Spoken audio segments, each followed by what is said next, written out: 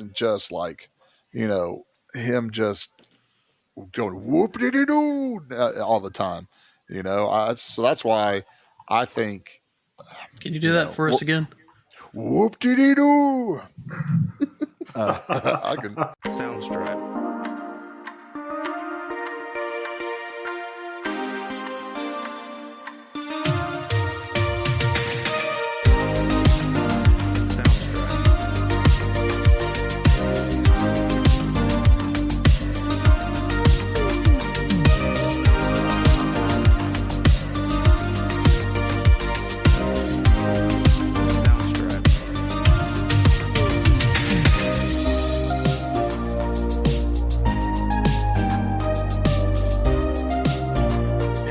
In another episode of Blockbusters, a classic movie podcast where if you're like us and you miss the days of packed movie theaters and movie stores, and this is the podcast for you.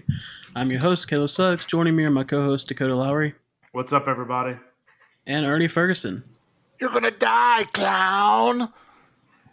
I like the fact that, for the obviously those people that are not going to know, this is our second take starting this, and he actually did change his quote from the first take to the second take, which makes me believe that you have just like 20 quotes written down.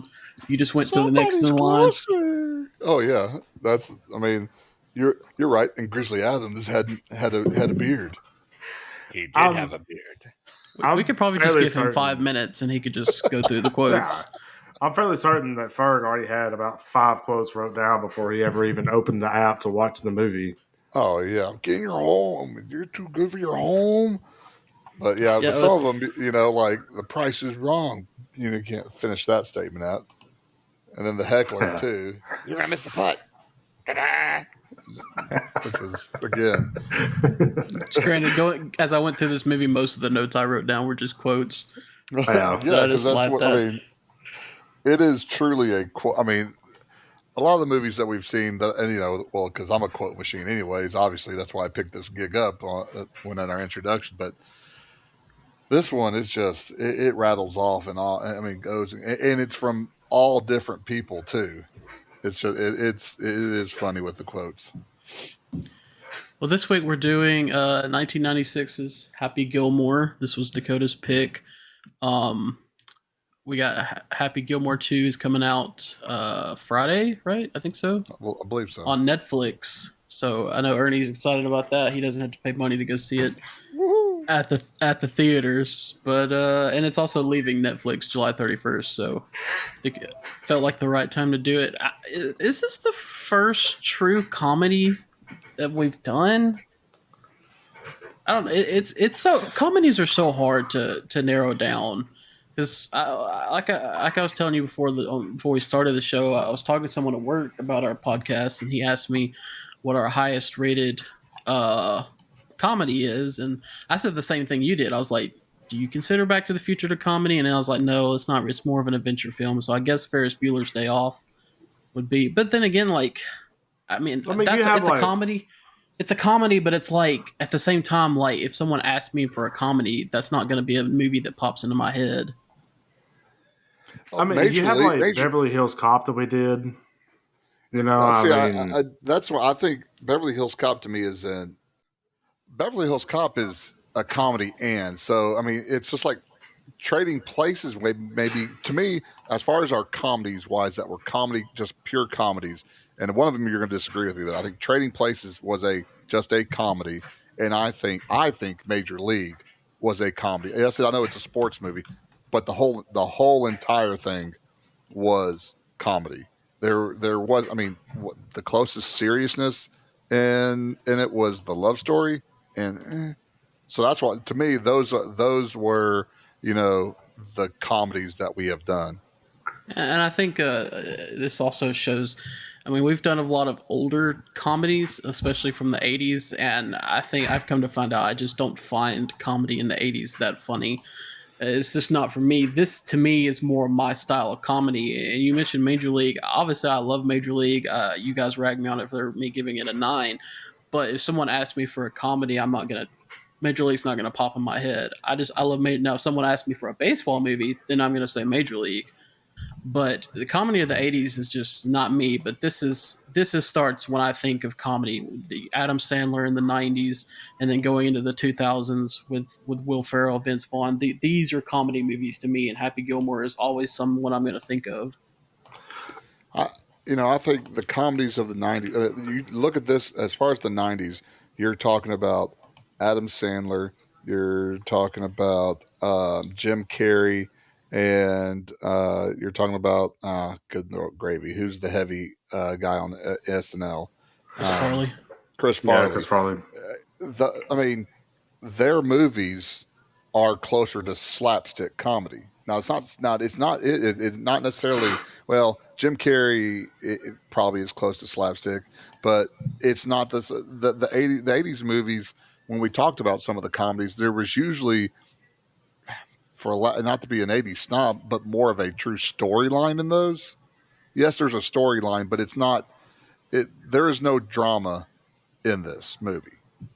But like when we talked about Ferris Bueller's Day Off, just the whole entire thing with Cameron and Cameron loosening up, and when he gets in trouble and the kick in the car, there is more.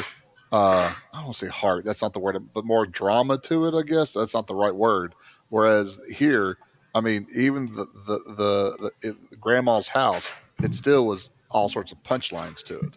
So that's one of the things I think is just a big difference in what comedies are. Yeah, and well, I think you get.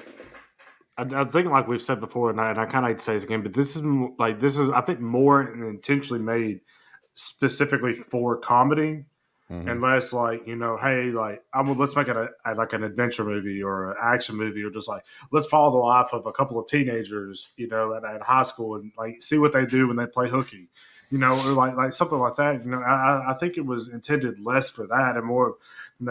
Adam Sandler was just like, hey, I really just want to make a movie that makes people laugh, and I think that's kind of where like this movie draws from, as opposed to other movies where, like you said, there was more of it feels more of like they have a story that was written behind them, and then they were like, okay, well, let's add some comedic, some comedic parts to it to keep people, keep it lighthearted and keep people, watching. I guess one of the big differences I think between '80s and '90s is, and I can't remember what movie we mentioned this earlier on, but the '90s movies seem like a whole bunch of skits put together, whereas the '80s seemed like it's movie. Whereas again, Adam Sandler, Jim Carrey, and Chris Farley's, it's like different skits and different bits that are just kind of put together. And not that there's anything wrong, because again, part of this movie I laughed harder than I've laughed in a long time. But again, it is a different comedy. And again, this also shows the age difference between you two and me too, because again, there's certain things, just like if we talk to some 15-year-old that watched something and we like, are you kidding me? You think that's funny? Type of thing. It's just one of those things. I think age and what people grew up on, and this is what y'all grew up on, and it makes sense that y'all really like it. Not saying I hate it. I liked Happy Gilmore, but it is completely different. It's more dumb humor, like frat guy humor type of thing, and not necessarily. I don't want to say see, that sounds like a snob, intellectual humor, but this is Ernie's like '80s are elevated humor. I'm above you. Because we haven't talked about like Porky's and stuff like that, which is just that is even dumber than anything that's ever been made. But again, I think Trading Places, Beverly Hills Cop, there is more elevated storytelling to it. Now, there is still, I mean, I'm not going to fall for a banana in my tailpipe. I mean, there's still stupid stuff like that in Beverly Hills Cop also. Well, switching to the star of the star of the movie, Adam Sandler. This was right in, obviously Adam Sandler is a big name now, and a lot of people like him, but this was really kind of at the beginning of his the run that he went on. So you have in 1995, you have Billy Madison that comes out. That's the big one that gets him noticed, and then it starts off a string of his movies in the '90s where he does Billy Madison, he does Happy Gilmore, he does The Wedding Singer, Waterboy, Big Daddy. These were some big movies for him, and this was near the front of it. Yeah, I mean, you look at what it made too. I mean, 41 million out of like a $12 million budget. That's good money for something that's not spent very much of, and it's one of the few times that you see, even though he got fired from Saturday Night Live, a Saturday Night Live guy makes some solid movies. But also the difference, I think, between Adam Sandler and a lot of the Saturday Night Live people is Adam Sandler's a classically trained actor. He's not just a stand-up comic. I mean, he was actually trained to be an actor, and I think you can kind of see that come out every now and then. It's not just like Farley is. He's 100% like a comedic actor, and I can't remember off the top of my head if I've seen Farley in anything serious. Whereas, like if you see Uncut Gems or Spanglish or even 51st Dates, I mean, Sandler can play serious, and that's the same thing with Jim Carrey too. Jim Carrey didn't do it very often, but there are some films that Jim Carrey showed up that he did some serious acting. It's kind of the script of Robin Williams. Yeah, you're a funny man, but you can turn on the serious roles when you want to turn them on. Here's my question about Adam Sandler, though. Do you like... So his '90s movies, his characters were definitely more eccentric. You get this here. You get The Waterboy, Billy Madison. His comedies of 2000, more modern comedies. I mean, he's still funny, but it's not... His characters aren't as wild, or I don't know. You know what I'm saying? Like they're not it's an crazy. older comedy. It's more like a middle-aged comedy, whereas this is like a younger. Yeah. Do you prefer his wilder, younger characters, or his more grounded characters? Or maybe not even characters. But do you prefer the movie? Do you have a preference? Well, my favorite Sandler movie is 51st Dates. So where he actually kind of brought it down a little bit. He wasn't full on, and like Anger Management too with him and Jack Nicholson. I mean that was good. I liked, because to me, when you look early on, when you look at Billy Madison, Happy Gilmore, The Wedding Singer, The Waterboy, Big Daddy, and even Little Nicky, it's the same character, just with maybe some different voice inflections. Whereas when you talk about, I can't stand The Waterboy. I do not like really? The Waterboy. No, I've always hated that movie. It's okay. I won't watch it very often, but like something like Click, it had heart to it. Again, it shows more of what Sandler can do. So it wasn't just like, him just going whoop-de-doo all the time, so that's why I think. Can you do that for us again? Whoop-de-doo. I can. So I mean, that's one thing I liked about him, is that like there are some movies out there that I like that he wasn't going like Farley. I don't know if Farley can't do over the top, but that may also be drug induced Farley. I was gonna say, I saw a video the other day of his him doing Letterman, and he came out. I mean, it's an iconic of him coming out to the crowd at Letterman, and he's just going 100 miles an hour. And I'm just thinking, it's hard to believe this dude OD'd on cocaine. Like Will Ferrell. Can Will Ferrell do serious? Probably not. I mean, it depends on what you consider serious. Well, to me, Will Ferrell. Not really. All Will Ferrell's movies are him ad-libbing. And don't get me wrong, he's good, but after a while, it's the same thing over and over and over again. Like, he's good in the Daddy's Home movies, and those aren't really like as wild as some of his other stuff. But no, because he gets to play the straight role. man. Yeah, I like that he gets, and even Step Brothers. Step Brothers is pretty good too. I'm a big Will Ferrell fan, but I think Step Brothers is overrated. Well, I don't rate it extremely high. I just enjoy it because of what George C. Reilly, is that his name? he's funny. John C. Reilly, right? John C. Reilly. Yeah. Yeah. John C. Reilly, he's funny because he does a bunch of different stuff too. He's not just, he's just not just, Will Ferrell is Will Ferrell A, Will Ferrell B in different movies. He's Will Ferrell.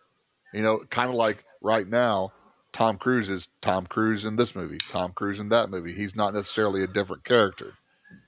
Just shake your head all you want, but we already talked about those early movies where he was the same person in just different movies. Hey, look, when you get older, man, you can't be popping out 5 movies a year doing something different at each one, man. You got to do with what works. Oh, fair enough. Happy Gilmore is a 1996 American sports comedy film directed by Dennis Dugan, produced by Robert Simmons, and starring Adam Sandler in the title role with Christopher McDonald, Julie Bowen, and Carl Weathers. The film follows the exploits of its title character, a failed ice hockey player who seeks to raise enough money to prevent the foreclosure of his grandmother's house. Happy unexpectedly discovers a talent for golf and competes in paid tournaments, amassing a following for his skill and his boorish behavior. The screenplay was written by Sandler and his writing partner Tim Harilli in their second feature collaboration after previous year's Billy Madison. The film also marks the first of several collaborations between Sandler and Dugan.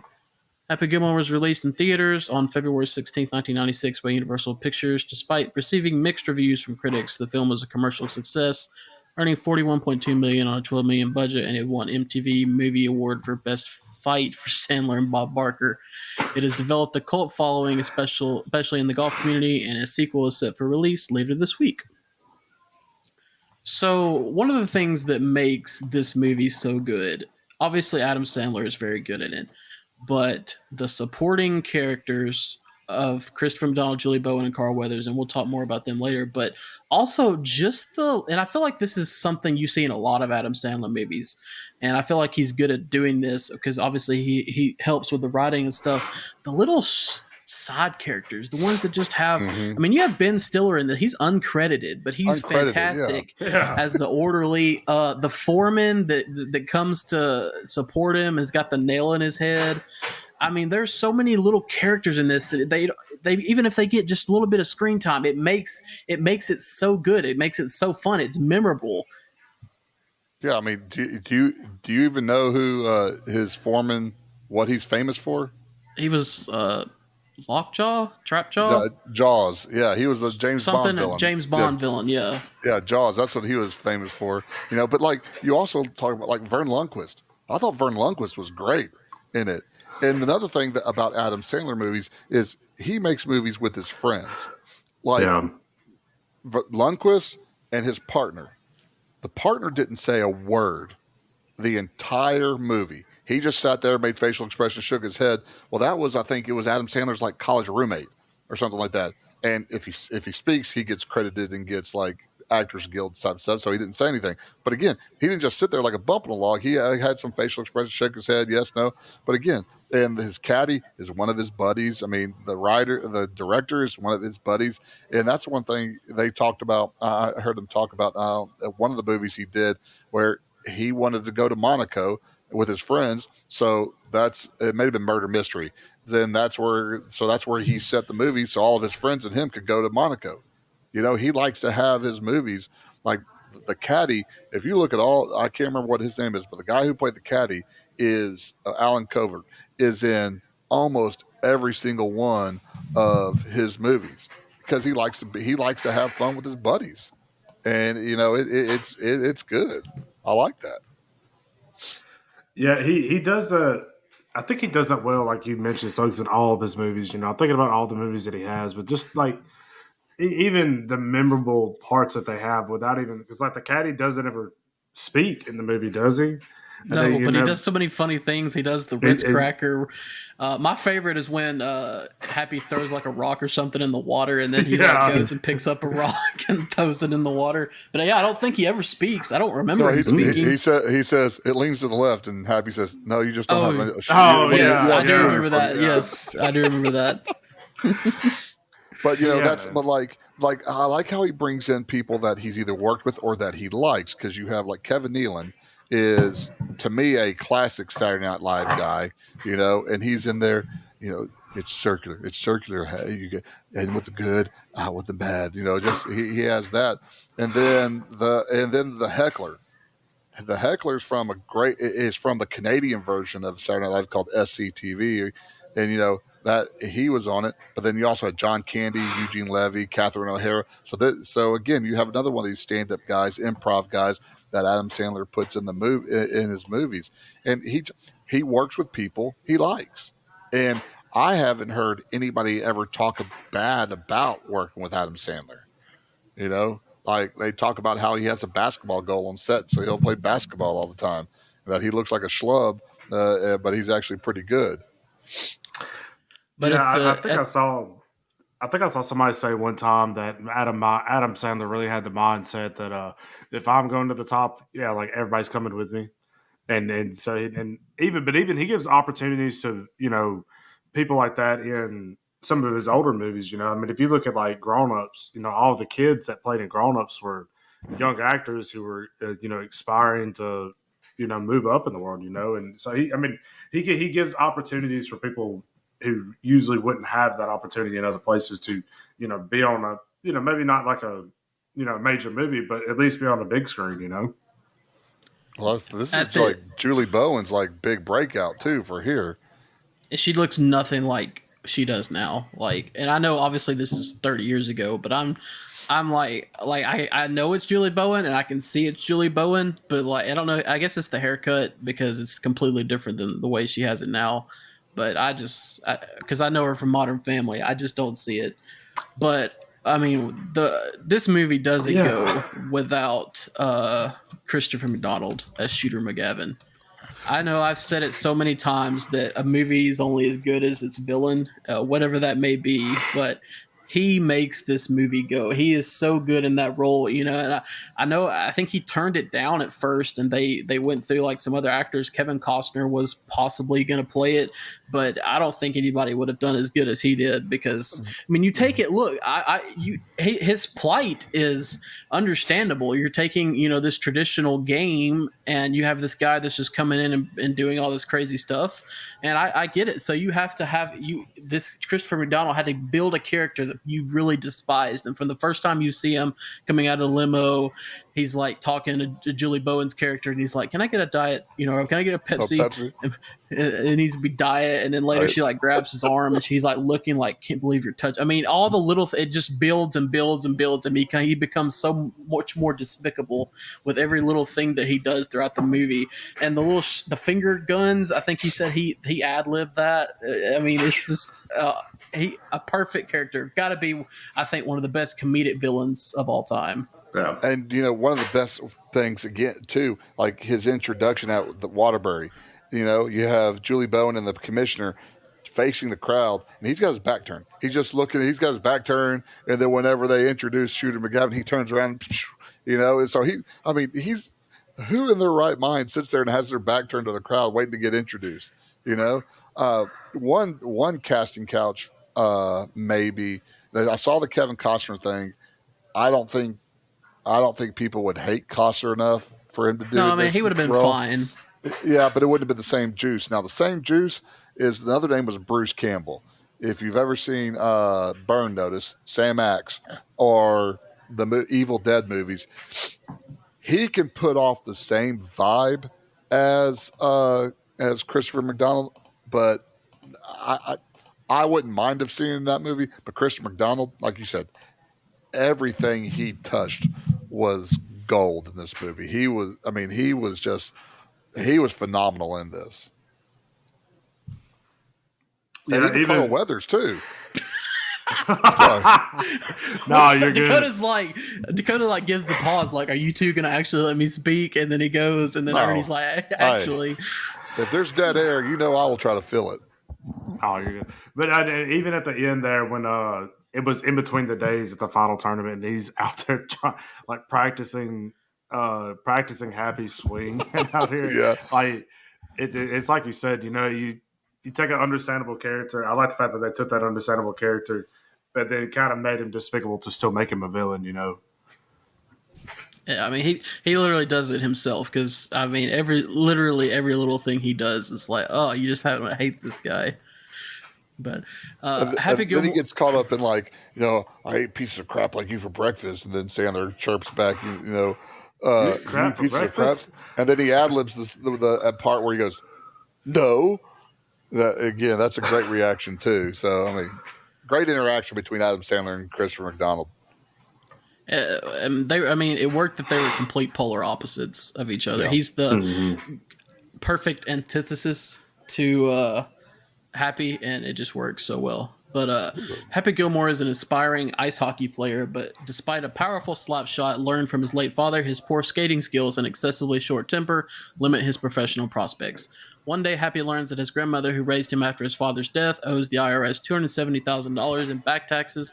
She has 90 days to pay off the debt or face foreclosure on her house. Happy sends Grandma to a retirement home until he can figure out a way to pay off the debt. Unbeknownst to Happy, the residents are mistreated and forced to work in a sweatshop. So the movie opens up. We get the great song with "Tuesday's Gone" by Leonard Skinner, which is my favorite song of theirs. But the movie does a good job so we open up. We get the montage. We get the entire Happy backstory. We go to the grandma's house. In the first 20 minutes, the movie does a fantastic job of setting up the entire plot of the movie. But it doesn't feel rushed. It does a good job of it, and then you're just there we're off to the races with the hijinks. To me, that's my favorite part of the movie is the intro. You get you get the mom running off to Egypt while dad is watching hockey. Dad dies because of a slap shot. And then and you see that Happy can't skate, but he can. What he set the league record for penalty time and trying to kill somebody with a skate. Oh yeah, time in the penalty box. Time in the penalty box and attempted to kill somebody with a skate, and then the girlfriend breakup. So you're a horrible kindergarten teacher. I've seen the finger paint; they suck. I'm sorry, baby. I didn't mean that. He's so singing. good at building upon. He does that and then he does the singing into the thing, and then you get the Asian lady comes up the open door, and then the final payoff of it is so funny. The next morning he runs out and she comes out wearing his jersey with her hair down. You know what breakfast? Like it just builds and keeps building, and the payoff is but it's so funny all the way through. Yeah, that again. There were so many parts with so many builds up and so many parts of it that were really just kind of good. And that was probably my favorite part of the movie was just the intro of it. But let me ask you this: I do not understand how this grandmother got $270,000 in taxes over a decade, which probably hasn't been working. And assumingly the house is paid off and they've lived there for 60 years. How does she get $270,000? I know it's a movie and it's absurd. It said decade. I don't remember saying decade. Well, the husband was supposed to pay it over a decade. Okay, which if she's not paying property tax, see, this is the fallacy. If she's not paying property taxes, the IRS would not be coming after her. It would be the state that would be coming after her. But let's suspend reality here. Because it's a 90-minute Adam Sandler comedy. Yeah, that was one of those things that I was like, I'm not going to look too far into this, but I was like, this just doesn't make sense, I think that at first when I first watched this movie is what made me really stop and say, okay, well, this movie's obviously not meant to be taken that seriously because it's just an absurd scenario. Dakota's got his calculator out. It's like one of them old calculators with his glasses on. He's like punching the numbers. It just doesn't make sense, Kamei. So that's what made you think not to take this movie serious? Not the dad getting killed by the slap shot? Well, it was a few things. There was a few things in the first 10 minutes. Like, why wouldn't he go live with his mom? Why would he go live with Because she was in Egypt. She disappeared. So, you tell me they're not going to find the mother and ship him off? But she's hiding from him. Yeah, but Sandler is just so good. I mean, you get to the grandma's house, and he's like, you can't take away her stuff. She's old, like old. Yeah. And then she takes him to the nursing home, and this seems like a nice place, and the crazy lady jumps on their hood, and it's just random, just dumps a bag of food, like, take it, leave me alone. But Ben Stiller, I don't know why he's uncredited in this movie because he is so good at this movie. He was one of my favorite parts. Yes. I mean, he was He's great, like, man. you're in my house now, Grandma. I seem to remember. I thought I remember when I watched this movie the first time that there was some payoff to him. Like I thought there was something with like the nursing home gets shut down or something. There's a cut scene where Happy throws him through like a glass door or something like that. That was cut. But it's probably one of those things where you can find it online. But yeah, that was the payoff with those two, is that he threw him through a window or threw him through a door. That was the only thing that I didn't like about his character was there was no resolution to it, at least in the movie. But I mean, other than that, the entire and especially like when he comes and visits her later, and just him in the background, just with the mouth up and the finger, the thumb across the throat, everything was great about his character. Well, some people say this is the same character that was in Dodgeball. I know it's not, but he plays it the same way. He has the mustache, and that again, this is one of those Reddit type of things where like he moved and changed his name. How people like to just go like they're desperately looking for something, but they are very similar to each other. Reddit can go suck lemons because his Dodgeball character is his best character he's ever done. I will quote White Goodman over and over and over to you. That character is amazing. But I mean, talk about another actor that has a lot of range, in these movies that could do serious roles and do, comedic roles. Ben Stiller's that guy, I mean, he has several serious movies, but also you can also think of a lot of comedic movies that he's been in throughout his career too. Yeah, he's able to do, and he's another writer too. Also, that's where you get, I think, somebody that has more range as if they write stuff. Yeah. Also. Well, while challenging a pair of movers repossessing his late grandfather's old golf club, Happy discovers that his unorthodox slapshot style swing can drive a ball 400 yards. He begins hustling golfers at a driving range where he meets Chub Peterson, a former pro golf star who lost a hand in an alligator attack.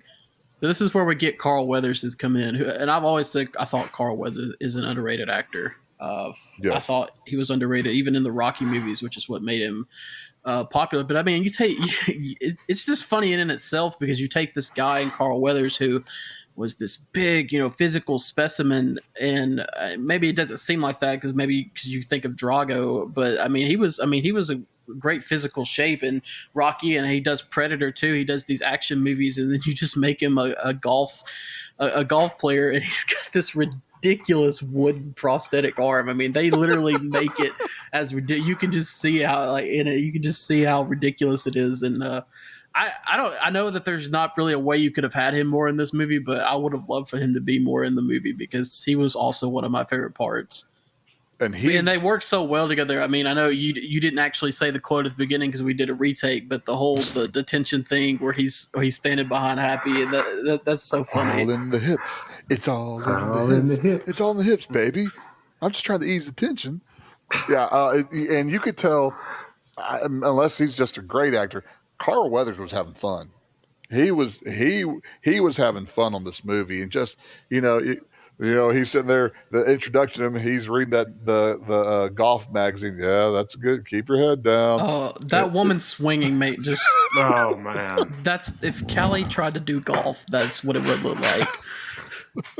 Yeah, I've seen some people that played like that on the course, and it's rough. So again, the driving range scene. First of all, you should try out for the Woodbury Open. Yeah, I think I will. Happy doing that. And then the batting cage. 364 more days to hockey season. Oh, that's going to hurt. Oh, that's going to hurt. And then have Carl Weathers come out.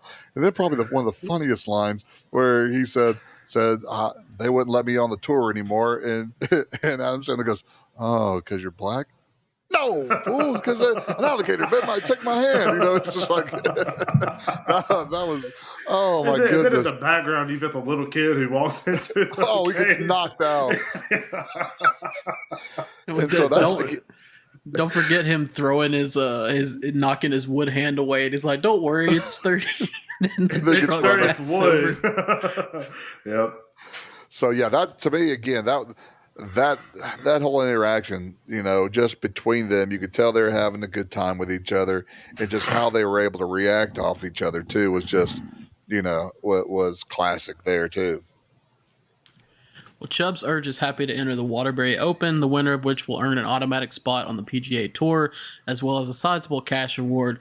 Desperate to reclaim his grandmother's house, Happy agrees and wins the Open. Learning that he needs to supply his own caddy on the tour, Happy hastily hires a homeless man named Otto. His name was. They said his name. I know. Yeah, the homeless man's name is Otto. I guess it was on the back of his caddy shirt or whatever. But they skip over the first caddy. He just, I'm your kid. He starts getting the kid, knocking him down because he's taking the clubs or whatever. But that kid's ahead of his time because his haircut probably fits into nowadays right now. But hey, kid, tell me if I'm ever doing anything stupid. And he's just sitting there in front of the golfer. Mr. Gilmore, you got to get out of the way. And then he comes back to the kid. Where were you then?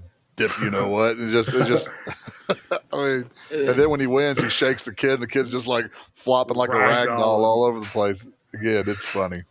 But seeing him play though, because he does the drive, which just has everybody in awe. But then he gets down there to putt, and he can't putt. And 5 putts or something? Chubbs is like, just tap it in. And he's like, just tap it in, just tap it in, tap tap. I think anybody who actually does play golf though understands his frustration in this. Where you have this great drive, and you get it on the green, and then you're just like, okay, we're going to go 4-putt now. Which leads me to one of the favorite things later on in the movie. Whenever he misses putts and he throws his hockey putter, and Otto just sticks his hands up and grabs it like he's used to this type of thing. Because I've never thrown a golf club in my entire life playing golf. But that's I haven't, but I've played with someone who has. It's quite funny watching it. Yeah. But this also what are you laughing at? I was talking about you. It was not me. It was not me. I'm not that angry. What are you talking about? I know exactly who you were talking about. He's a lot taller than both of us. But this is also where we get introduced to Julie, and we get introduced to Shooter here too. So, again, just the Shooter introduction, like you said, Pepsi, diet. It just, he's such a when I say every little thing he does, I mentioned it earlier, but when she touches his arm, because when they're watching Happy and she's excited, she touches his arm, and he just does that quick with his head and looking at her, and he's just looking at her and looking down you can't believe you're still touching me, just literally every single mannerism he does, because it's supposed to represent, I guess, the snobbiest of snobs that the game of golf represents, because you have those people that are real snobby, and he plays it to a T. That brings me up, Dakota. How much do you think? Okay, look, was Happy Gilmore? John Daly was already playing golf, right? Yeah, I think so. Yeah. So I was gonna say, but whether whoever inspired the other, Happy Gilmore is John Daly, right? I know I follow the game of golf some. Yeah. You follow it more than I do. It's basically the same type of character. Yeah, there's odds in Vegas about how many cigarettes John Daly's going to smoke when he's playing at a tournament. How many, Diet Cokes that he's going to drink? I think in one round he drank 42 one time or something like that. Yeah, John Daly is the Happy Gilmore of the PGA. John Daly with those wild clothes he wears, the mullet, the gambling that he does. He's also a singer. I don't know if you heard him sing. It's not as bad it's not as bad as you would think it is. It's actually not very bad at all. But John Daly is an interesting character. But he joined the PGA Tour in 1991. Yeah. So. Okay. So, so I can see where maybe this character was inspired by Daly, because I'm sure he was John. Maybe not as crazy, but I'm sure he was still John Daly when he started. I'm sure it wasn't just one day. Years later he decided to be what he is. But Happy quickly becomes a fan favorite thanks to his extraordinary long drives and unorthodox antics. Though his driving is incredible, Happy's putting is terrible, and his encore's profane meltdowns and lack of golf etiquette soon draw the ire of tour officials. Citing improved television ratings with a broader spectrum of viewers, higher attendance, and new sponsorship offers, Tour Public Relations head Virginia Vennett intervenes on Happy's behalf and promises to help him with his anger. With her support, Happy improves his performance and behavior, and they become romantically involved. Ernie. Where can I get a check like that? That's what I want. I want a check like his. Where's mine? Well, I think it's so funny because it's like, okay, we have these checks, but we only give them like to the winner. Like, because like you have to like look at the checks. Like, don't just like look and see it's a big check. You have to like look at what it says. Like, it'll say like one of the time it said like 45th place. On it. He's carrying around these big checks. Yep. So it's like, who would want to walk around, carrying a check that said 45th? This humongous check that says 45th place on it. And I was just like, just give me one of those. Like, no. How would you if you went and deposited that at the bank? Like, sir, you have to endorse this on the back also. Here's a paintbrush. Go to town. I do like the fact though that when he gets on the tour, it's not like he's just an all around amazing player and he's winning tournaments left and right. That it's like, hey, we recognize that he's still an awful player, and they still play into that, Which I mean, I know this movie's meant to be taken like absurdly or whatever, but I still like the fact that he's legitimately at this point just out there because he's like, I'm literally here to make enough money to pay off my grandma's debt, and then I'm out and I'm dipping, and he's just like, I'm just going to go for last place every single time. But one of the things that's left out a lot here is the building of the tension between Happy and Shooter. You have the first introduction before the tournament starts. Hey, where's your tan jacket? Mine's gonna in 3 months. I'm gonna have mine. That you have that. Then you have the 9th tee at 9 p.m. type of thing, and how he was gonna kill him, and then or get in a fight with him. Then they meet in the bar, and he breaks the bottle, and I think I just may have some hay. All that those kind of quotes. So you have the building up of the elitist and the everyman, trying to kind of go in there. Still the hockey player, which I think it was funny that my wife was in the same room with me as we were watching Happy Gilmore, and the introduction, she was like, I thought this was a golf movie. I said, hold on, it'll turn into a golf movie pretty soon. I think a good kind of analogy to this is you have Shooter McGavin, who's more of the country club type of golfer, and you have Adam Sandler and Happy Gilmore, who's more of the public course type of golfer. Yeah, like the local muni. Well, I mean, you can just look at the sweater that Shooter wears over his shoulders with the sleeves kind of tucked into each other. Yeah, that's like the epitome of snooty golfer. Mm-hmm. Well, Shooter McGavin, the tour's arrogant presumed favorite, views Happy as a threat, so he bribes a heckler named Donald to taunt him at a pro-am event. The heckling causes Happy to play poorly, and a subsequent fistfight with his celebrity partner Bob Barker leads to a $25,000 fine and a 1-month suspension. Oh my goodness. I don't think if they tried, they could have made this scene any better. And also the fact that they were like going to do like a stunt double for Bob Barker, and he's like, no, I can fight. And so he does it all himself. But just the whole fight, and then you think he's not Bob Barker out. He comes back. He pulls an Undertaker. It is so good from every single bit of it. I ate it up.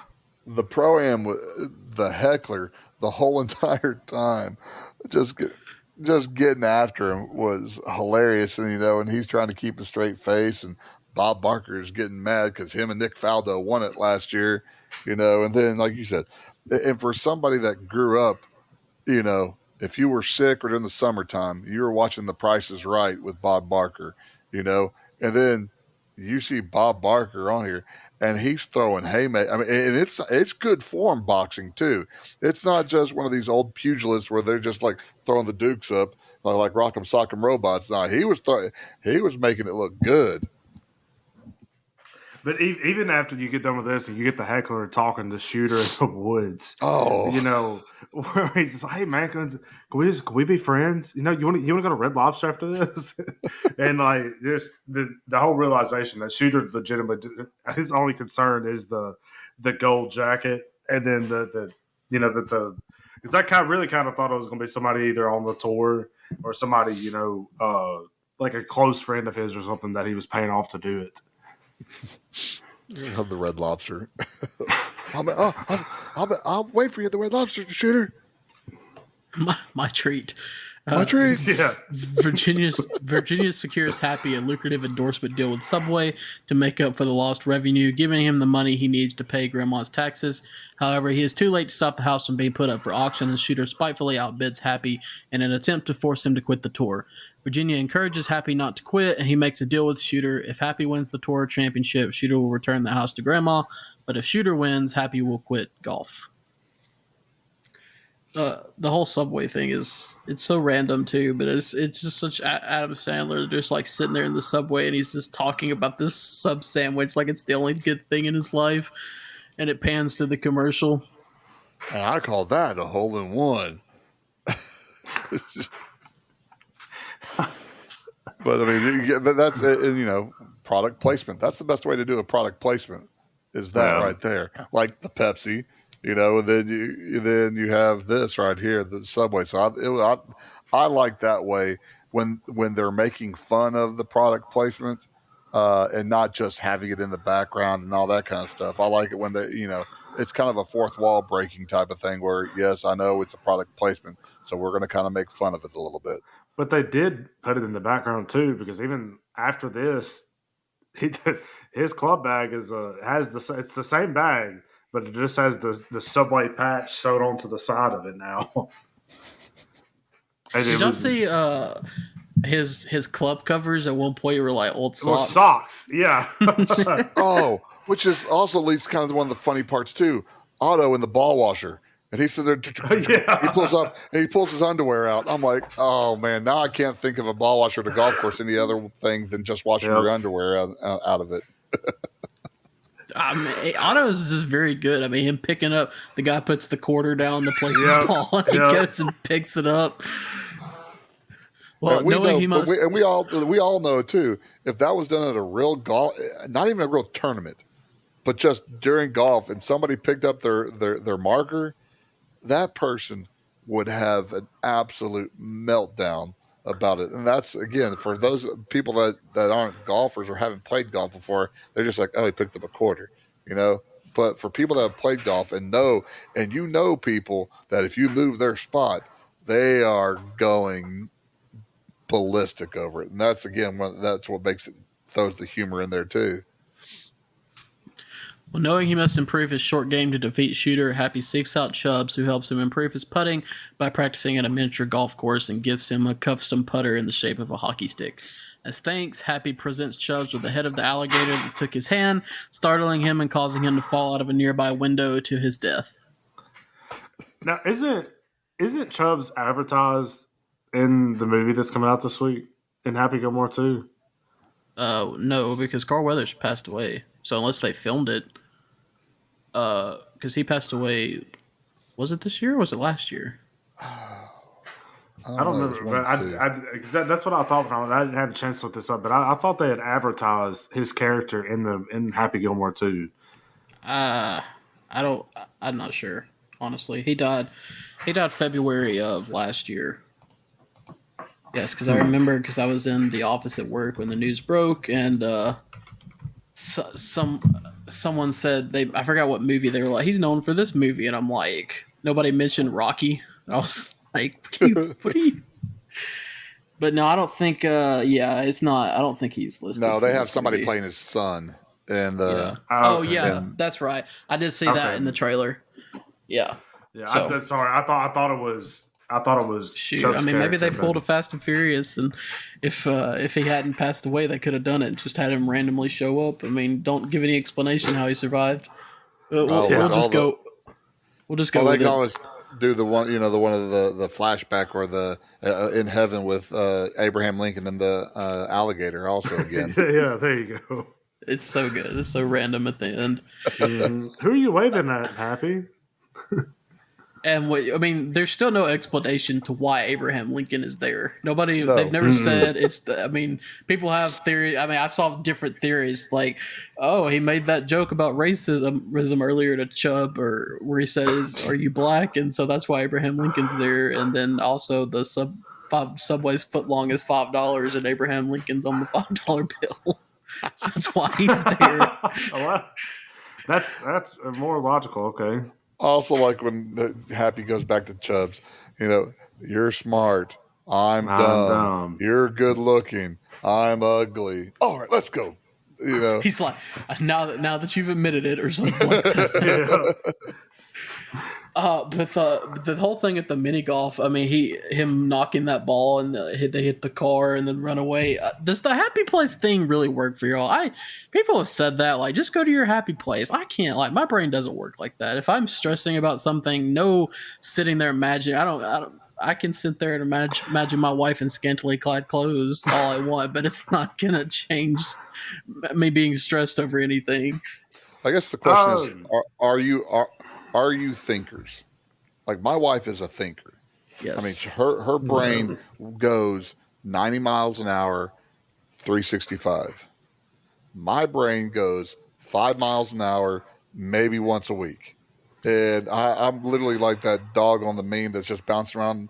I'm a lucky dog, just bouncing around, going, "Hey, looky there, over there, woo!" That's me. So for me, well, whenever I played sports, I just tuned everything out. I didn't think about my happy place or anything like that. I said, okay, here we go. Lights are on. Let's play. Let's go. Then the lights were off. Then I went back to, there was football Ernie, and then there was just regular everyday Ernie. There was just two different things. I think it's more of like in those high stress situations, like I have to stop and intentionally tell myself, okay, stop, just sit back for a minute, breathe, don't think about anything at the moment, and like it'll come to you. And I think it's less. I'm not really thinking of a happy place, quote unquote, but more of just like, okay, like I'm just going to take a minute just to chill out for a second. Then I'm going to reapproach this. You seem like a thinker, though. I am a thinker. That's the problem. You're like, too. Like y'all are cerebral. I'm not. I'm just I'm that's what I am. So I don't try not to. If I'm thinking, that's a dangerous thing. People better watch out and get away if I'm starting to think. My problem is, as my coach said, don't think, you're only hurting the team. I said, okay, yes, coach. I love to hear this from a guy who's been educating our youth for many years and is now. That doesn't mean I don't know how to think. That doesn't mean I don't know how to think. That just means I don't. So when it comes to things, if I have something on my plate, then I do. I do overthink things. But just daily walk and stuff like that, I'm just like, okay, well, hey, there you go. No, dude, I have goals for everything that I have to do for the day listed out in my Yes, he's a little much for me. You're a checklist person. My problem is I'm thinking 3 steps ahead of where I'm at right now. Dakota doesn't know the word of relaxation. He doesn't know what that means. Like, if he has a free moment, we gotta be doing something. That makes me sad. It's not. I'm just busy. That I'm just busy. Okay, I can't help that. Like that you have to fill time with something to do? I don't have to fill time with something to do. It just happens to be I have a lot to do and it has to be filled all the time. But you just happen to have something to do whenever you have time. Yes. Sounds like you're filling time with something to do. It sounds like I'm having to take time off work to do some of the things that I have to do, okay? What do you do to relax? Do you relax? Oh, yeah. I take an intentional day every single week to stop and do absolutely nothing. Where even if I have chores or something to do at the house, like I'm coming home, I'm sitting down, I'm not doing anything. I do that too, like every day. Yeah, I don't have that luxury. I do have a lot of stuff I have to do. Dakota has a 1 day a week Sabbath. We have 7 day a week Sabbaths where let's rest. It's a day of rest, a week of rest, a month of rest. Sure. And I will say this, I do try to take at least 20 minutes before I go to bed to just stop and chill and turn everything off before I go to sleep. Oh, that's me sitting here right now. Y'all get me at my most thinking right here. Everything else is just like, there's nothing home, just glazed over. Oh, no, when I get done with this, I'm probably going to go sit down read a book or something for a few minutes just to chill out before I go to sleep. Read a book. Why do you want an educated man? Golly. Well, That's an entertainment book. Back to the movie.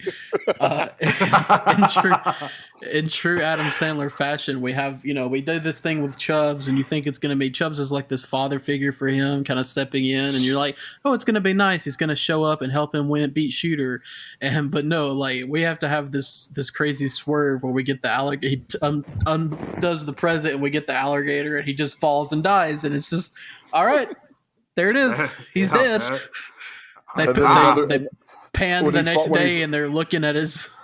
Oh, when he falls, though, then you hear the hand also go tuk, tuk, tuk, tuk, after he hits the ground. Oh, and you also have another side character who gets a little bit of screen time, but he makes up for it. He doesn't say a word. That guy, I don't even know who it is. It's the guy down the street that sees him fall, and he just kind of looks at Happy like, "Can't believe what you just did." Oh yeah. But there's also the side character too that he just looks at Happy throughout the movie and just shakes his head. Lee Trevino, that's a professional golfer. Yes, he's a professional golfer. Yeah. Yes. One of my favorite side characters. We didn't talk about this when they're doing the skating in the ice rink, and you have the guy on the Zamboni. Oh, the Zamboni. Yep. What's the song that's playing, Ernie? Endless Love. Endless Love, and you just have the guy on the Zamboni that's just crying. Like, why are you crying on to Endless Love? Speaking of that, and going along with this movie really does have a great soundtrack.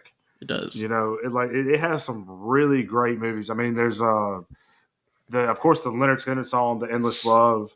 Is it the Creedence Clearwater Revival song that comes on at some point? This goes back again to how Adam Sandler makes movies. He puts music in, that he likes, and that's him. He wants to have it, and it's not necessarily like this James Gunn where everything has a meaning behind it. I like this song; it fits the situation, and so I'm going to play it. I'm going to put it in there, and so that to me again is kind of the brilliance of Adam Sandler. Well, Happy is paired with Shooter for the Tour Championship, where he takes an early lead. Desperate to finally win a championship jacket, Shooter again bribes Donald, who drives a car onto the course and runs over Happy, impairing his long drive ability and focus. Shooter takes the lead, but Happy, encouraged by Grandma, rallies to tie him. It's like this guy runs over a golfer.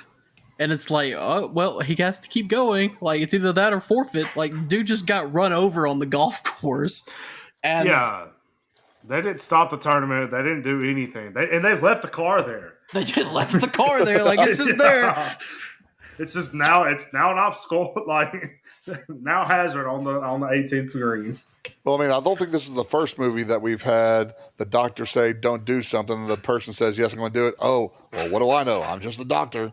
He sits there. He tells Happy not to play. This is also where Happy's happy place gets violated, where Shooter takes liberties with a Gene Simmons kiss mask.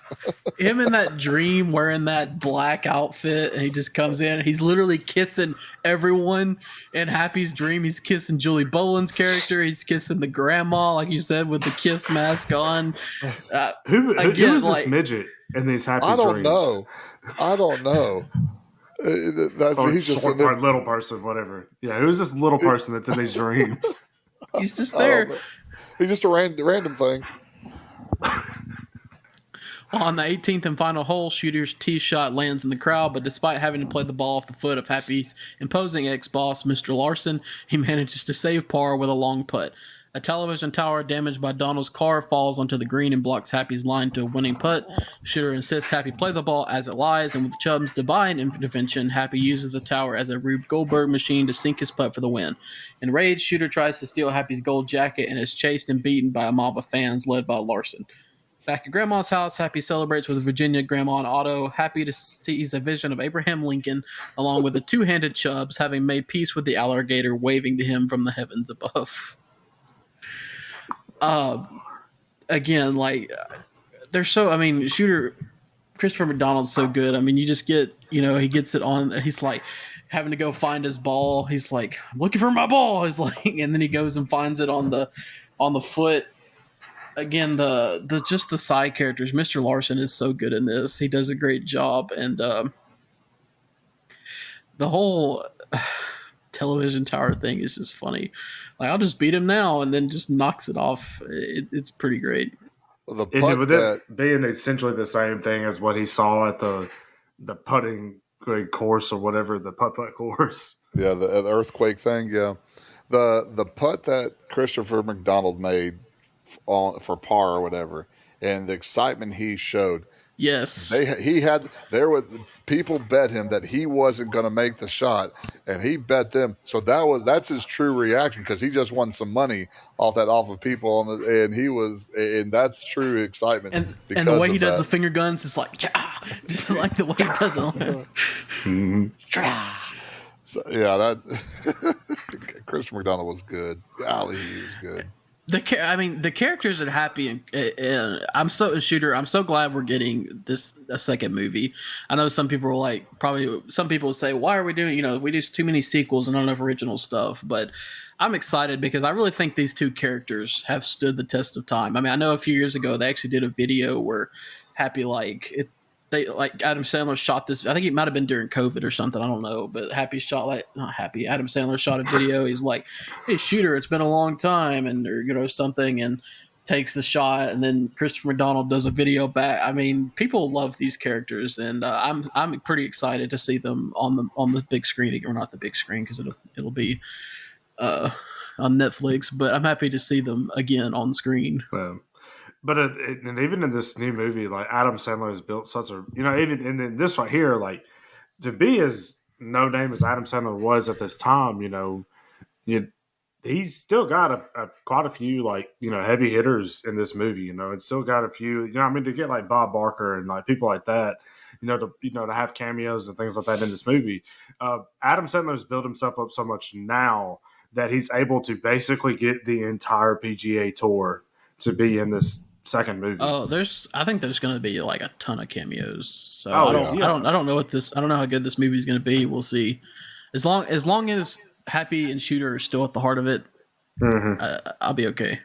Yeah. I think also that Adam Sandler has become well known as a sports guy anyways. Like Nick's team, and then, like I said, Uncut Gems really opened it up with. Yes, it's a great movie. Really opened it up for him, the NBA, and there's another NBA type of movie. Hustler. Yeah. So Hustler. I think, again, the way he is, how funny he is, how giving he is, and and he's kind of like a Keanu Reeves type of person, where how Keanu Reeves is Keanu Reeves no matter where he is. Adam Sandler, the way he dresses in Happy Gilmore is the way he dresses all the time. So what you're getting is Adam Sandler. He doesn't put on airs, So I think that's why you get a lot of people that will say yes to him and do things, douche movies or things like that with him. And to be honest, if you had to take that putt there at the end, are you laying up or are you taking the ridiculous shot? It doesn't matter. I'm 14 putting it anyway, so I'll probably take my chances with putting around and then putting. I'm not gonna. If I tried to make that shot, I would just bang it off something, and my luck, it would hit my wife in the head, knock her out. I mean, regardless, you have a pretty hard putt, because even if you do go around, like, you've still got a 10-foot putt for par. You got to put some English on that putt to make it go around that. But but then you don't have the scene where everybody's going dink, dunk, dunk. Heads are moving along with the putt. It's so good. I mean, just watching it is, and then him running off with the jacket.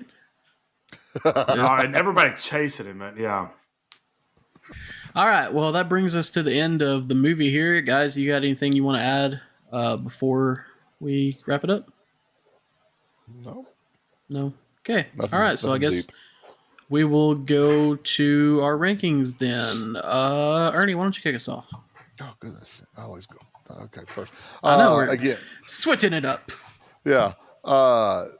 Good movie. I think Adam Sandler did really well in this. I thought the side characters, Carl Weathers, Christopher McDonald. We won't talk about the one of the worst lines in the movies though was Julie Bowen. Happy, watch out! That was that was so awkward. But other than that, she did a pretty good job too. But again, this goes back to what comedy we like. I did like this. I don't know if I like it as much as some of the other stuff that we've watched because what I found is the antics on the golf course for me kind of got old. And so it was like, okay, I'm seeing the same thing just rebranded. That's why I liked the opening scenes and I liked the driving range scenes because it was something a little bit different. But overall, I still liked it. I'm going to give it an 8.25. Yeah, I think I really enjoy Adam Sandler's movies. Most of the movies, there's some I don't like Waterboy. I said that earlier, but I really enjoy this one. He's really funny, but I think, like you mentioned, the side characters are what make the little side characters, and then also the supporting cast. Specifically, Carl Weathers and Christopher McDonald. I both enjoyed their characters, especially Christopher McDonald. I think, like I said, I think this is Shooter McGavin's one of the best comedic villains out there, and yeah, I mean this is just a really good movie, and I'm going to give it an 8.75. Yeah, typically this isn't really my type of movie to watch. I'm not really into the slapstick type of comedy, but this is one of the few ones that I really do enjoy. As opposed to Suggs, I really do like Waterboy. I think it's a humorous movie. I will probably end up watching this movie again. There was a lot of things that I really enjoyed about the movie. Like we mentioned, all the supporting characters, the humor throughout it was really good. All around, I think it's just a great movie. I think I'm going to give it an 8.5. All right, so that's an 8.75 from me, an 8.5 from Dakota, 8.25 from Ernie. That brings it out to an 8.5. Ernie, where does that put us on our rankings list? Tied for 16th with Scream, Raiders of the Lost Ark, and Midnight Run. All right. There you go. So tied for 16th. And if you would like to see that full rankings list, you can go to our website, podpage.com/classicblockbusters. That's podpage.com/classicblockbusters. You can see our full collaborative ranking list. You can see our individual scores that we give movies. You can see our episodes and a bunch of other stuff. You can find us on Facebook, Blockbusters, a classic movie podcast, and you can find us on Twitter at BlockbusterPod1. We have a new episode coming out every Thursday on Spotify, Apple Podcasts, and YouTube, and we appreciate everyone that's been listening. Ernie, It is your episode next. What are we going to do? And sticking with what Dakota kind of did, he got Happy Gilmore before it went off airing. I've been just, checking movies here and there about what's on and what's not on, and this movie just popped up. So we are going with another Spielberg movie, another John Williams score. We're going 1982's E.T. All right, so we'll do like our 17th Spielberg John Williams movie next week. With when E.T. you got it, you got it. What's it streaming on? Disney Plus. Disney Plus. Okay. Oh, wow. I have not seen E.T. since I was a kid. Like, Yes. Young kid. I'm not talking about like teenage years. I was young when I saw Drew Barrymore. Drew Barrymore, yeah. So. Drew Barrymore when she was popular, and then she got unpopular, and then she came back. Well, this is before Drew Barrymore went on drugs, so I was just gonna say unpopular, but Ernie, go with what? Well, I don't think it was too much longer after this movie where she started getting on drugs. So All right, so that's what we'll be doing next week. We don't get paid for this, but I will say be sure to check out Happy Gilmore 2 that comes out Friday on Netflix. Mm-hmm. I think it'll be pretty good. And next episode we do, it'll be August. You guys know what that means, right? Football season's coming. It's football and you're going to have a season. football movie. Yeah, I'm trying to decide, do I want to do it my next pick, or do I want to do it... Because I think my pick after that would be the first week of college football. Like the actual first week, not the week 0 where they play a bunch of crap games on that August Saturday. 28th. Yeah, August 28th would be yours. So I'm trying to decide. Hey, but mentioning something else, we have over a year's worth of weeks of episodes. So we're at 52 weeks was last week. This is the 53rd episode. So who would have thought we'd be doing this over a year? I don't know, man. Eventually, I guess we got to say we got to stop saying who would have thought when we keep going. Yeah. Well, I can't believe we've done this many. Yeah. All right, so guys, anything to add before we close up? No, there's nowhere in the world that Nino Brown is in this movie.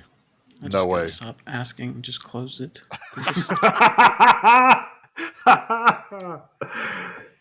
All right.